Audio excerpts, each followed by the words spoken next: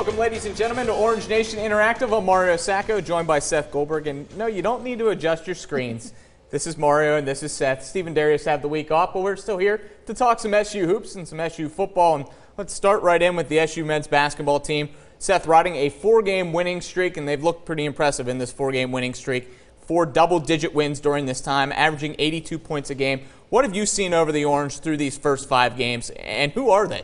Well, you're seeing a different offensive team than what we've seen in the last couple of years out of Syracuse. And that's not to say that Syracuse the last couple of years hasn't had firepower. Tyus Battle, O'Shea Brissett, Frank Howard, all good offensive players. But this year you're seeing them play differently, right? You're seeing a team that is passing the ball more, making that extra pass, getting an open shot. And, not to say it's a more fun style of basketball, but I seem to like it a lot more, and the guys seem to as well. You see 97 points they put up against Bucknell, one of the guys that stood out to that game. You talked about the movement that this offense has, and you just watch Buddy Boeheim constantly running off screens. Elijah Hughes, the way that they've been able to facilitate this offense, 25 assists, and one of the mainstays of how this offense has been able to kind of hit that next gear has been the play of Joe Girard. What have you seen out of the young freshman? Joe's been really impressive, and I think one of the really interesting things with his game is, look, we saw what happened last year. We saw what he did out in Glens Falls. He was averaging 50 points a game. He was putting points on the board whenever he wanted. But the thing that's been different now is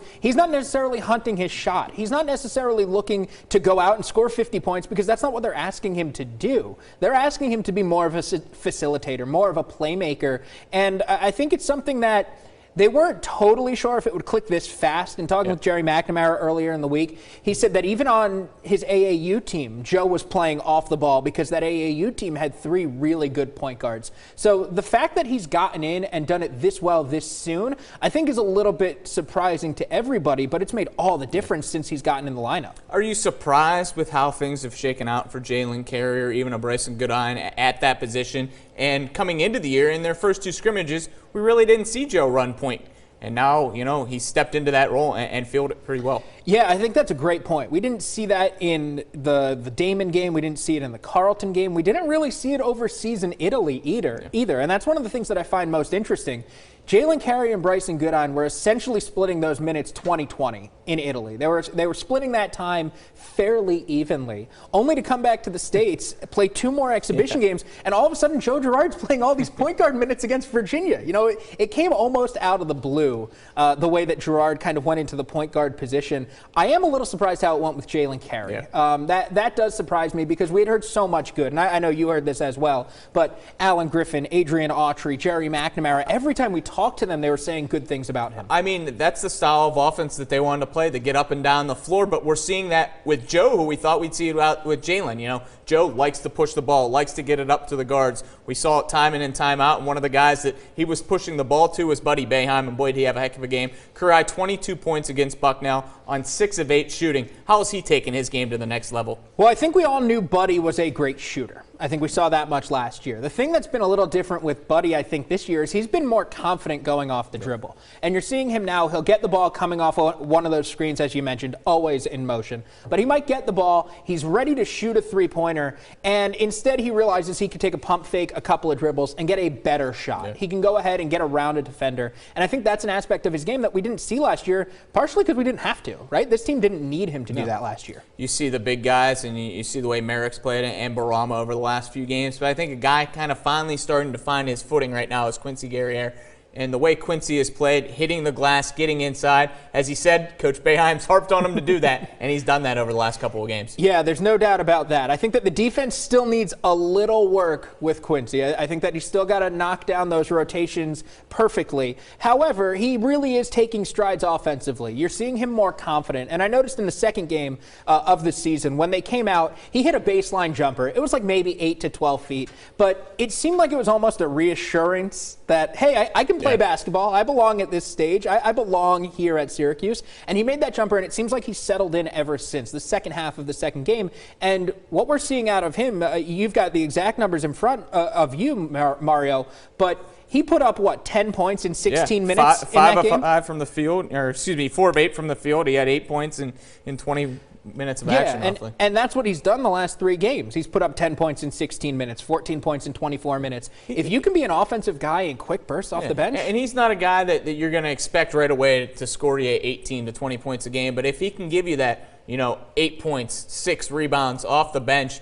something down low that we haven't seen out of an SU team over the last couple of years. Well, we saw the last couple of years it was O'Shea Brissett and the Canadian product filling in the shoes of another Canadian product. And it seems like they've gotten compared a lot, partially because of how they play, partially because of where they're from. But if he can fill the role that O'Shea Brissett brought last year, that's something that this team needs. Marek Dolezaj isn't that same player. Barama Sidibe, not that same player. If Quincy can do it, all the better coming off the bench. All right, now we have an Oklahoma State team that Syracuse's first true road test, stepping away for the first time this season, although they are going down to Brooklyn, as they say, anytime they're down in the city, kind of a home away from home. But you talked to a guy on your show today. What challenges do the Cowboys pose to this Orange team?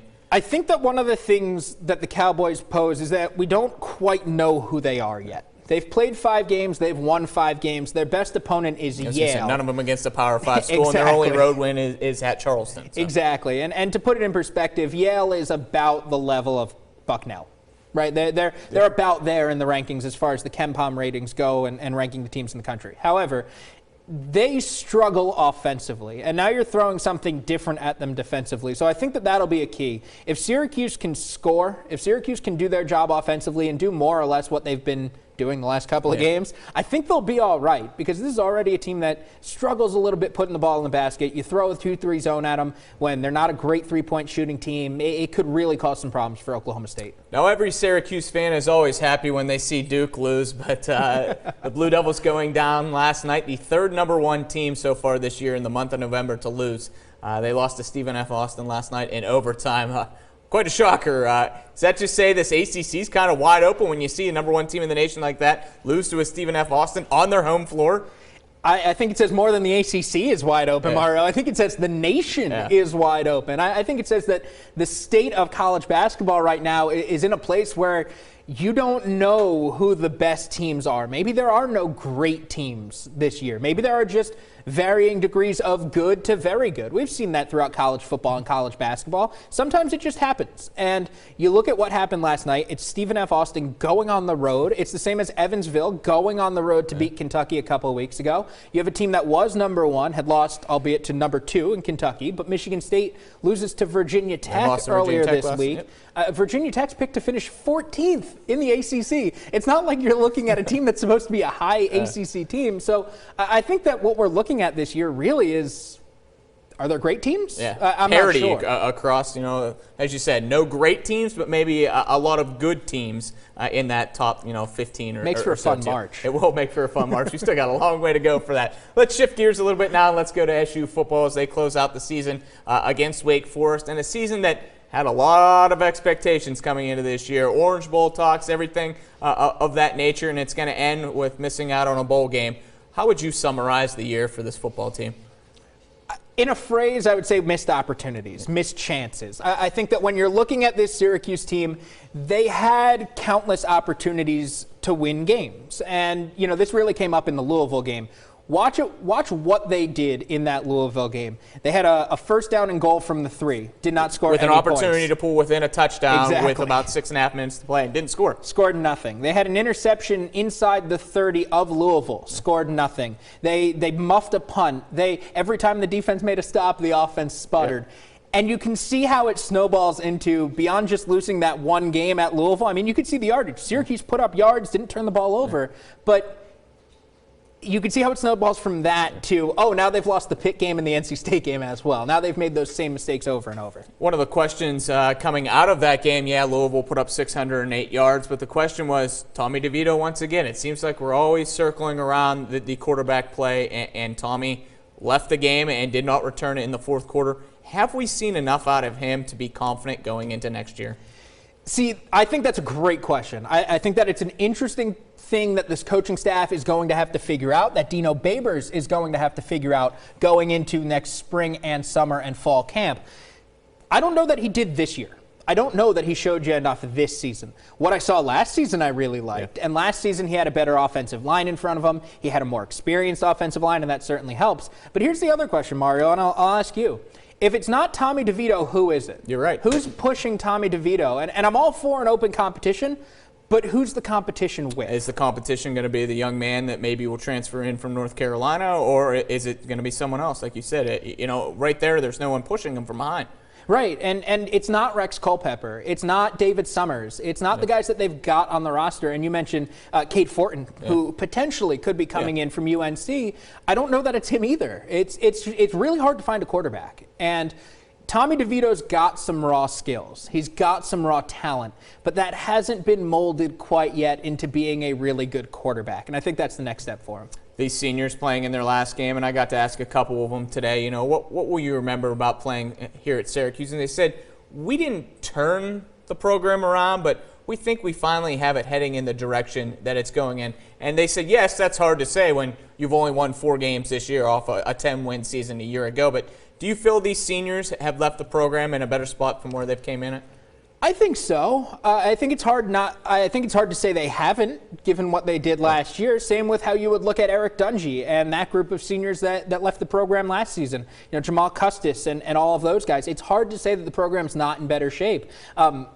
Is it in as good shape as you would have liked? Probably not. Is it in as good shape as maybe you had hoped coming off a 10-win season? Probably not. But I certainly think that they're in a better spot now than they were 4 years ago. Think about it. 4 years ago at this time, we're talking about the end of Dino Babers' first year. You're just 1 year into that system, and there were still a lot of questions at that point. Not that there aren't now, but a lot more questions 4 years ago. One of the guys that I think has played, his best football here at the end of the year has been the way Mo Neal has been able to rush the football over 100 yards for the second straight game. Jawar Jordan had over 100 yards as well, 200 yards of, total yards, yak yards as they like to say. But what have we seen out of this running game that we can be, kind of happy about as we head into Wake Forest?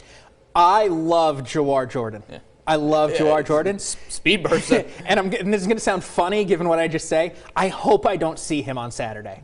For his sake, for this team's sake, he shouldn't be playing on Saturday because if he doesn't play, he can keep his year of eligibility. He's only played in 4 games. You can play in up to 4 until you can't redshirt anymore. So they should sit him down, let him sit on the sidelines. Mo Neal, he's looked good recently. Now he's a senior, so he's going to be gone after this weekend. But I think Jarvian Howard's last couple of weeks have been positive too. He was somebody who started pretty slow. I think we expected some bigger things out of him coming into the season. He's looked good, and if he's the power back to Jawar Jordan's speed back, that's a pretty good combination. Absolutely, and we talked about, coming into the year, it was maybe a 3-headed attack in that backfield, and now we've seen Jordan kind of shovel his head into it a little bit. If you're looking back at the schedule, the way things started off with this football team, you shut out Liberty, then you go on the road and lay an egg at Maryland. Can you pinpoint maybe a game on this schedule that was the turning point? That's where this SU football team kind of took a downward spiral? I think the turning point is probably NC State. I think it's probably NC State. Now, let's get out ahead and throw this one out to start.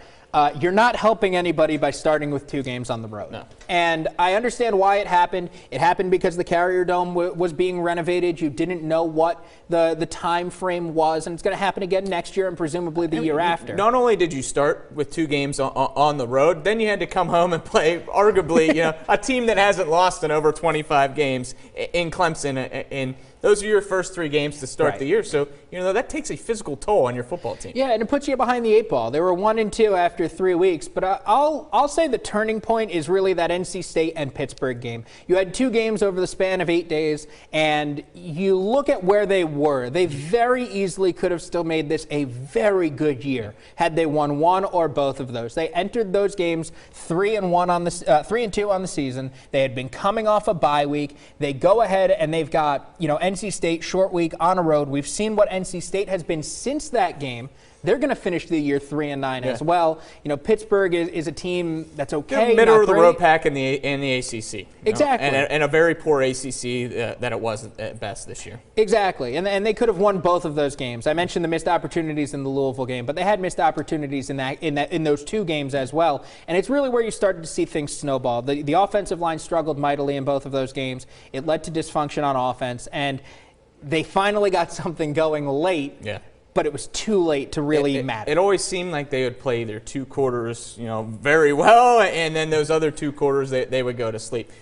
We've seen Dino Babers now his 4th year as a head coach, and he'll enter his 5th season. Do you see any more changes through his coaching staff heading into next year? Obviously, no one wants to talk about a coach being fired. Coach Ward was let go, midway through this year, but are changes need to be made on this coaching staff?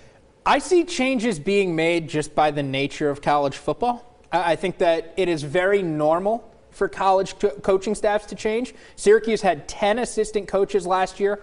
All 10 of them came back. That is not normal. That is not how things normally go with college football coaching staffs, because there's coordinator movement, there's assistant movement, there's head coach movement, and all of those guys want to bring in their own new people. Yeah. So I would imagine that you're going to find a new defensive coordinator. That probably would make sense. Maybe that means that they also want a new linebackers coach. Yeah. I don't know. But I would imagine that there's another couple of changes that are coming just by the nature of college football. Well, Seth, thanks for your time today, for filling in for Steve. Football will be a 12:30 kick on Saturday at the Carrier Dome. Tonight's basketball game is a 7 o'clock tip. You can catch that game on ESPN2. For Orange Nation Interactive, I'm Mario Sacco. Seth, thanks for joining me. Have a good day, everybody.